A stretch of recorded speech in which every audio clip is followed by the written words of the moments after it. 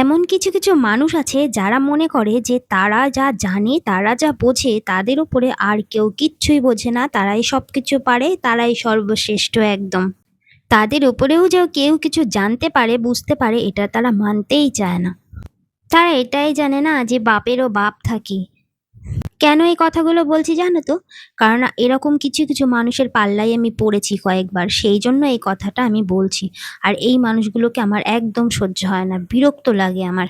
এদেরকে তুমি যাই বলবে, এরা এমন ভাব করবে জানি এরাই সব কিছু বোঝে আর এরাই সব কিছু জানে। তুমি যে কিছু জানতে পারো, সেই কথাটা তারা মানবেই না। তো ছাড়ো, যাই হোক।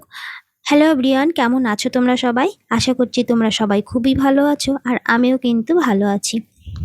আজ কদিন ধরেই ঠিকঠাক করে ভিডিওটা বানাতে পারছি না। ওই মাঝে মাঝে একটু খাপছাড়া খাপছাড়া ভাবেই ভিডিওগুলো বানাচ্ছি। নিজে বানিয়ে নিজেরই মন ভরছে না, যে কেমন জানি একটা হচ্ছে। কিন্তু কি করব, বাড়ির পরিস্থিতি তো খুব একটা ভালো নয়, বাবার শরীরটা তো ভালো না, ওই জন্যই আর কি ঠিকঠাক মতো কাজটা করতে পারছি না। তো যাই হোক, আজকে সকালবেলায় একটু চিড়ে দিয়ে আর আলু ভেজে আর ডিম দিয়ে পেঁয়াজ দিয়ে একটা ওই ভাজা ভাজা মতো করেছিলাম। আসলে ও তো প্রত্যেক সময় সব কিছু খায় না, ওকে নানান রকমভাবে নানান কিছু বানিয়ে দিতে হয়, একটু টেস্টি না হলে ও আবার খেতে চায় না। তো কি দেব রোজ রোজ, আমি এটাই ভেবে উঠতে পারি না। যাই হোক, তো এটা আজকে করে দিয়েছিলাম আর এর ভেতরে একটু ম্যাগি মশলা দিয়ে দিয়েছিলাম, ওই জন্য আর আজকে কিছু বলেনি, খেয়েই নিয়েছে। তারপরে আজকে ও নিয়ে এসেছিল লোটে মাছ। তো লোটে মাছটা আজকে বানাবে জন্য মা বলল তুই পেঁয়াজগুলোকে কেটে দে। তো পেঁয়াজগুলোকে আমি যদি এখন ঝিরিঝিরি করে কাটতে বসি, আমার অনেকটাই টাইম লেগে যাবে। আর বিকেলবেলা আজকে আবার বাবাকে দেখতে কয়েকজন লোক আসবে। তো সেই জন্য আমি টাইমটা বাঁচানোর জন্য এই চপারটার মধ্যে পেঁয়াজগুলোকে বড় বড় করে কেটেই দিয়েছি। কিন্তু এই চপারটা আমি নিজেই পছন্দ করে কিনেছি, কিন্তু আমি নিজেই এটাকে ব্যবহার করতে পারি না।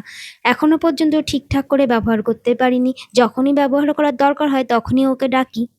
আর ওকে বললেই তো ও আগে হাসে, বলে তুমি নিজে পছন্দ করে কিনেছো, এখন তুমি নিজে এটা পারো না। ও করলে কি সুন্দর হয়ে যায়, অথচ আমি করলে কেন যে হয় না, এটা আমি চাপ দিলে জানি এটা বসেই না।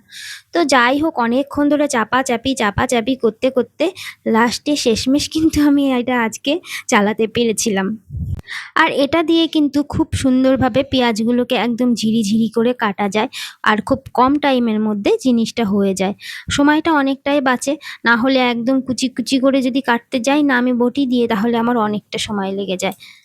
আর এই কটা দিন খুব চাপের মধ্যে আছি। একে তো বাবার পেছনে একজন না একজন থাকতেই হয়, যেহেতু বাবার শরীরটা খারাপ, সবসময় দেখা লাগে, ওষুধ দেওয়া লাগে।